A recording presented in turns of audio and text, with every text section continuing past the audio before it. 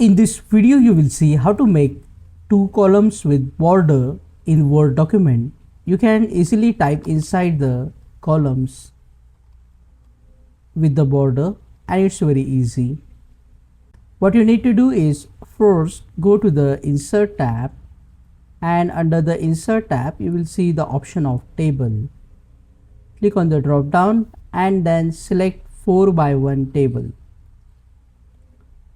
Now as you can see, we have a center line here, so we will just move the border towards the center from both the sides. And now by default these columns are having thin border, and also we need to remove these borders. First we will change the thickness of the border. To do that, click on this small square to select the table, go to the Home tab and then click on the borders option and go to borders and shading.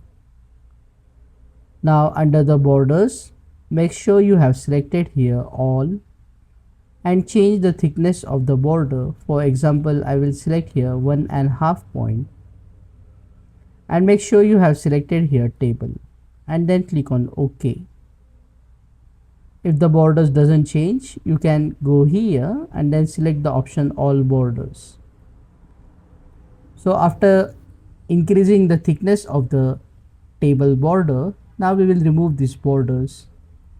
Just select everything using your mouse or a keyboard and the space will be highlighted by the blue color. To remove these borders, go to the borders option and then select the option no border. So now we just have to add vertical borders to both the sides, and to do that, click inside the first cell and under the borders select the option right border. Do the same thing with the right cell, click inside it and then select this time left border. Now you can click on the justify on both the cells and then start typing whatever you want, and when you press enter, the cell size will increase accordingly. In this way you can make two columns with borders in Word document. Click on that like button, comment below and let me know if this video solved your problem.